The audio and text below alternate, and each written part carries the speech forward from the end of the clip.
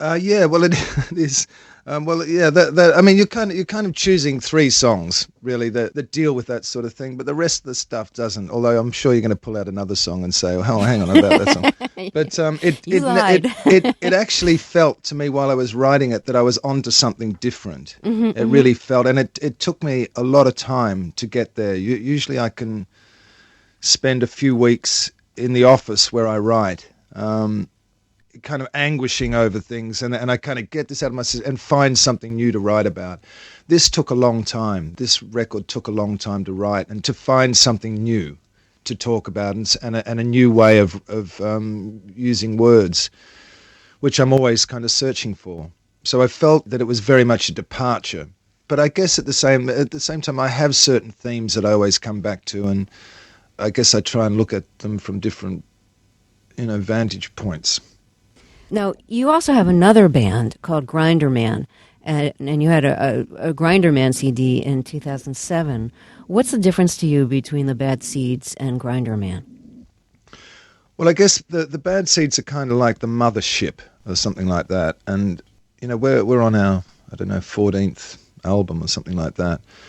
And to continue to make records like that, you have to find ways to exist and ways to exist in a credible way without just kind of repeating yourself all the time. And I think Grinder Man to me was, for me at least, was a way to write new and different sorts of songs with a reduced lineup. The Bad Seeds, there's 8, maybe 9 people in the Bad Seeds, and in Grinder Man there's 4, and I was able to write different songs and record different songs with that, even though it's the same 4 of the same people of the Bad Seeds. And now it feels like Grinder Man kind of go out places where, and kind of find things out and sort of deliver them back to the mothership, which is the Bad Seeds. And the Grinder Man record, I think, had a huge influence over this new record. So, what do you feel like you brought back from the Grinder Man CD to the Bad Well, Seeds? well, it's much sparser and there's much more space and room around the instruments. It's also a lot looser. It's largely first take kind of stuff that you're hearing. It's much more improvised, more experimental with the actual sounds that are being used. Mm-hmm. Mm-hmm. Um, I mean, when we went in to do the new record, I deliberately kind of made it kind of difficult for the band in that I took away the instruments that they normally play, and they played other instruments. Mick Harvey didn't play electric guitar but played acoustic guitar. Warren, who traditionally has played the violin, didn't bring his violin to the studio. There was no piano, which is a huge change for the Bad Seeds. I mean, very little piano. And that's your instrument. And that is my instrument, yeah. So I was kind of playing organ. No matter what we did, it had to sort of sound different because of that. You're playing electric guitar on this too, right? Yeah, I do a bit, yeah. Distortion. It must feel great. I mean, it must feel like a real release. Would you describe what it feels like?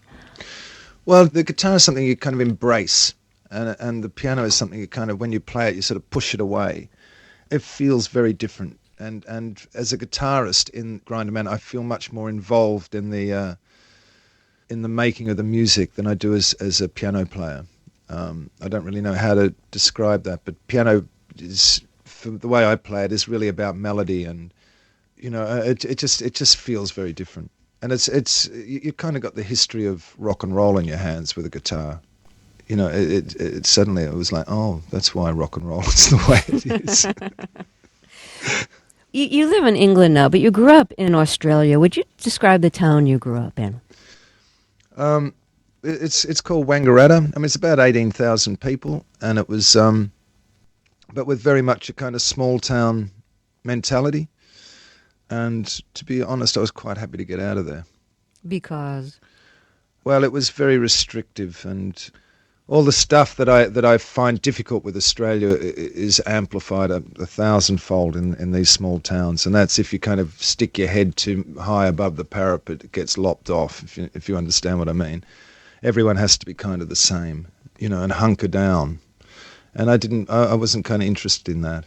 So it was quite difficult for me. It was quite difficult for my family in general, actually.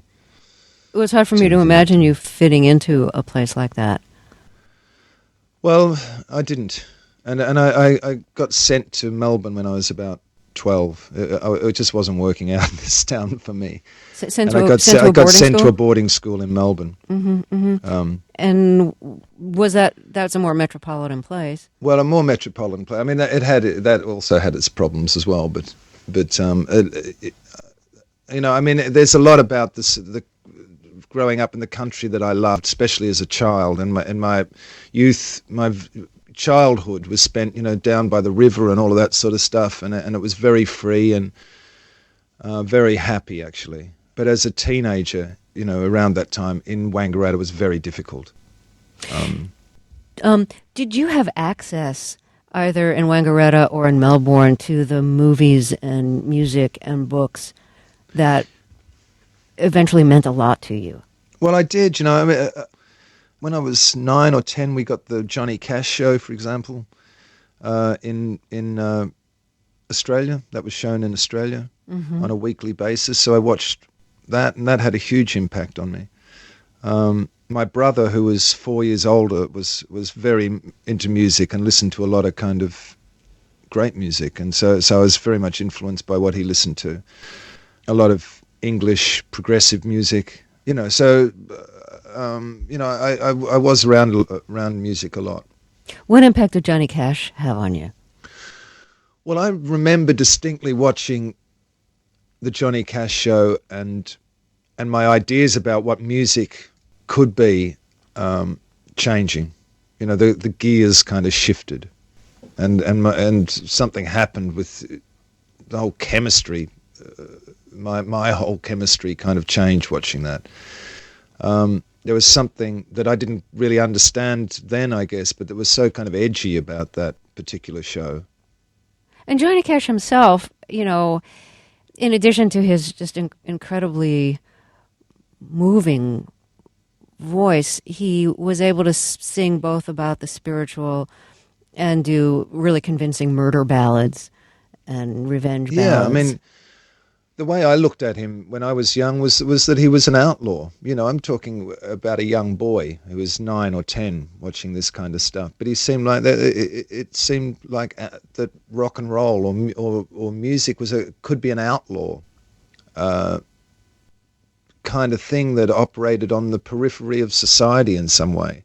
I've now since watched those shows on DVD actually recently, the Johnny Cash shows, and they are actually, I mean, they're extraordinary. It's all. So, did Johnny Cash, in a way, help point the direction for you to music that both had a really dark and a really spiritual component? I think absolutely. I mean, the records that I had before that I bought were the Tijuana Herb Albert Tijuana brass records, and I bought one of them, and then I went out and bought another one. So they were the first two records I ever bought. That's really And funny. then That's I kind what, of, yeah. Uh-huh. but I didn't know. I was in a country town, and there was something about that kind of music that I liked. But Johnny Cash kind of changed all that.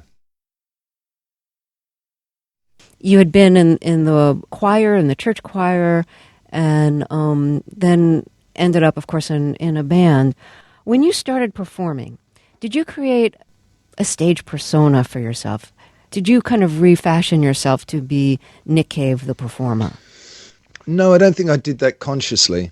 But the thing about performing for me, I feel very much that I can be that person I always wanted to be. And there's something that's still very much about that to me.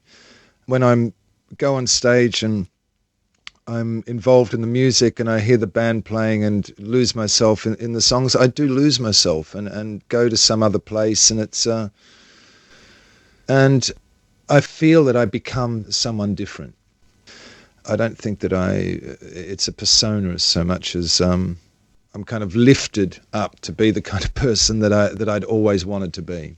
And who is that person compared to the person you think? Well, it's kind of godlike, It's not that ordinary person, and you go off stage, and then suddenly you're that ordinary person again.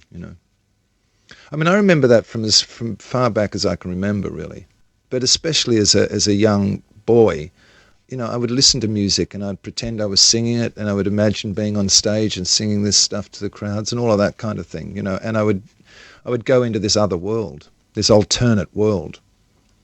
But I'm the way a kind of rock person should be, which is kind of half cartoon character, it's kind of necessary. We should be seen from afar, and be able to be drawn in broad strokes. And I think I've kind of managed that. I don't want to dwell on this at all, but I do have a musical related question about it. I know that earlier in your life you shot heroin, and did that affect your sense of who you were on or off stage? Did it help you, in its own way, be the person you wanted to be or not? I really don't know. I don't know what effect that had. It lasted a really long time. I mean, I was involved in that for a really long time, but it was very convenient and it was very helpful.